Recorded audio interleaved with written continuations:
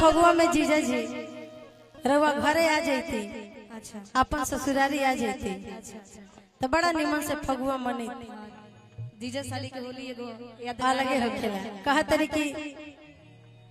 जैसे रवा सोचा तनी ओकरा से बेसी सेवादारी रवा जा मिली, बिल्कुल सेवा पानी भी मिली। हाँ तरवा जा चले कैसे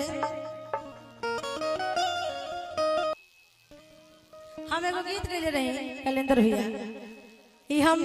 बियाह में स्वागत करता खातिर जे बाराती लोग आए रहे लोग खातिर गइले रही। अच्छा कि कुर्सी मंगवानी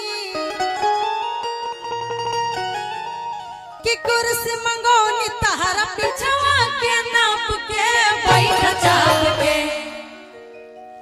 कि कुर्सी मंगवानी तहरा पिछवा के नाप के बैठ चाप के ना लगल तोहरे बाप के बैठ चाप के ना लगल तोहरे बाप के बैठ चाप के। अरे आई पे एगो हमर फगुआ आए वाला बा कैसे काल्हे परसों में आप सबके बीच आई कहती है कैसे कैसे फगुआ में आइला तू तो सूट बूट झाड़ के सेंट मार के फगुआ में आइला तू तो सूट बूट झाड़ के सेंट मार के अब की भेजबला सार के भैया के सार अब की भेजबला सार के भैया के सार के भैया के सार के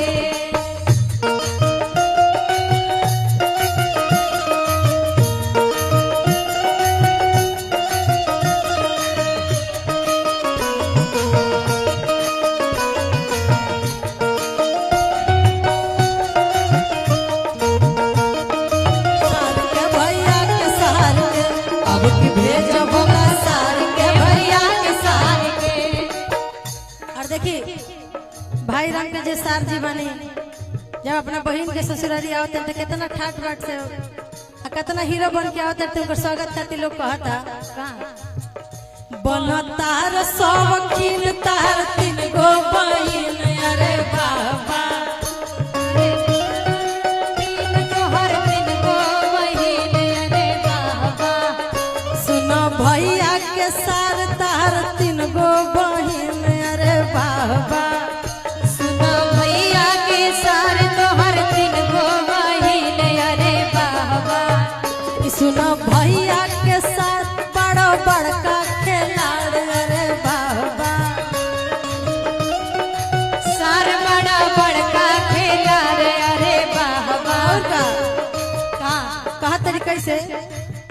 बन की बनाइबा जद खिसियाइबा तो मारब लसार के कुर्ता पार के जद खिसियाइबा तो मारब लसार के कुर्ता पार के आय अब की भेजब सुधार के भैया के सार के अब की भेजब सुधार के भैया के सार के अब की भेजब सुधार के भैया के सार के कि भेजब सुधार के भैया के सार के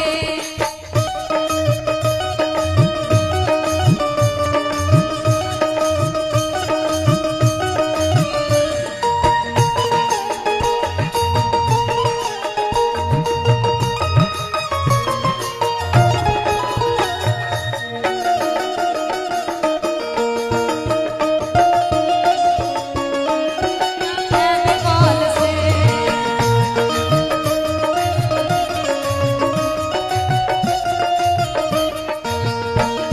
भैया के सार के अब भेजबला सार के भैया के सार के